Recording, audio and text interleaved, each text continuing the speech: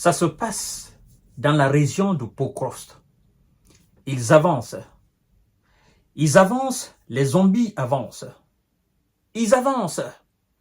Les imbattables avancent.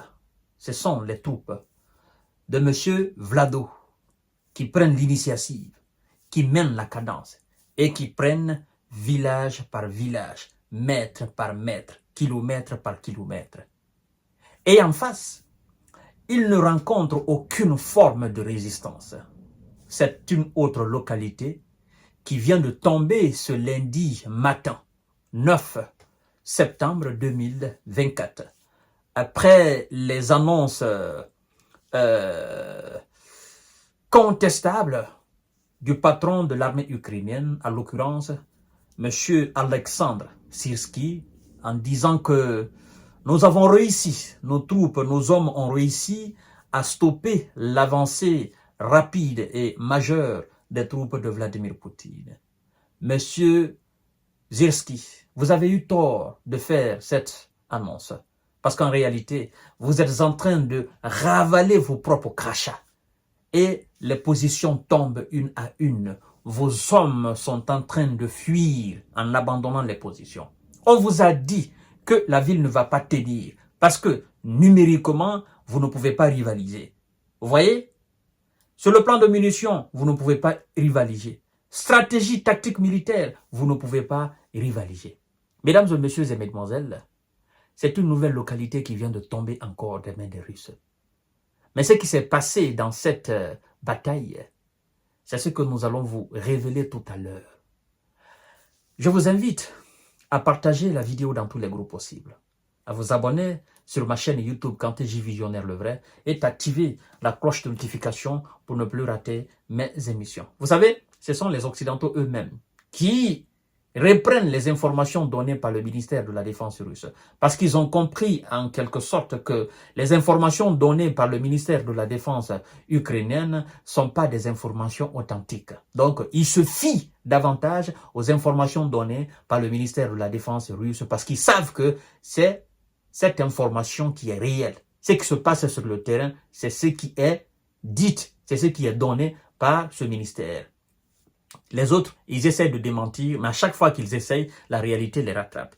Mesdames et messieurs et mesdemoiselles, l'armée russe revendique la prise d'un nouveau village dans l'est de l'Ukraine. C'est pour vous dire combien de fois c'est chaud. Oui, elle a revendiqué lundi 9 septembre 2024 la prise du village de la région de Donetsk dans l'est de l'Ukraine, près de la ville stratégique de Pokrovsk, vers laquelle les troupes avancent rapidement ces dernières semaines. Le ministère de la Défense russe a affirmé dans un communiqué que ces soldats s'étaient emparés du village de Mamryk. Ouais, village de Mamryk qui se situe à environ 20 km de Pokrovsk, au moins, n'est-ce pas, de 5 km de la ville de Selidov. Alors, chères dames, chers messieurs, chères demoiselles, vous comprenez par là que la ville de Pokrovsk a un sort déjà scellé. Le sort est scellé d'autant plus que les défenses autour de cette ville commencent à tomber. Et les populations sont évacuées, les gens sont désemparés, les gens fuient comme ils peuvent. Parce que les autorités ont annulé les trains qui devaient, dans les conditions normales, faire évacuer les gens. Dans cette lutte pour la libération de cette nouvelle localité et au niveau des autres lignes de front, la défense russe également nous informe que la défense anti-aérienne russe a détruit en 24 heures 4 projectiles de lance-roquettes multiples HIMARS de fabrication américaine, 45 drones de M. Zelensky.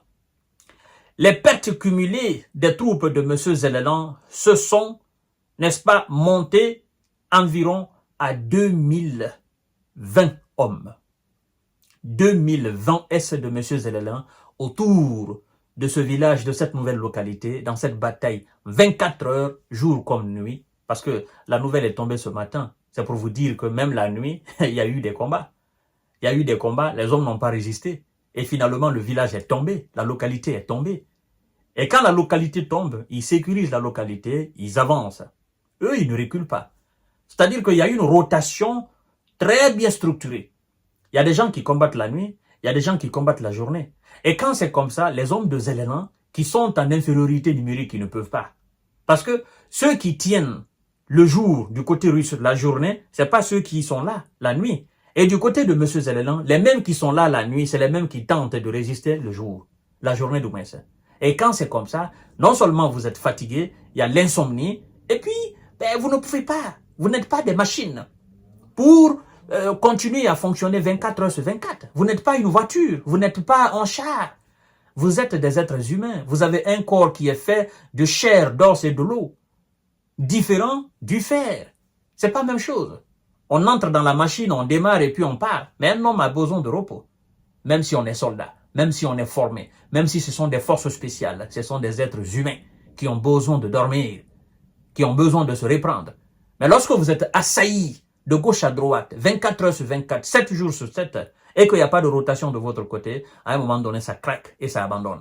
C'est ce qu'on est en train d'assister. Et c'est pourquoi les lignes tombent matin, midi et soir.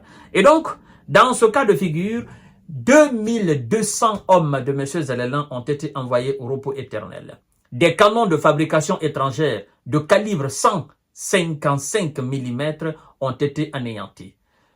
Mesdames et messieurs, 2 Krap polonais, 2 Paladins de fabrication ricaine, 2 M198 de fabrication ruquine, un FH-70 de fabrication britannique ont été rendus en cendres dans la bataille de la libération de ce village de Mamrik. Mesdames et messieurs, les nouvelles sont nombreuses. Nous allons les traiter au fur et à mesure de la journée.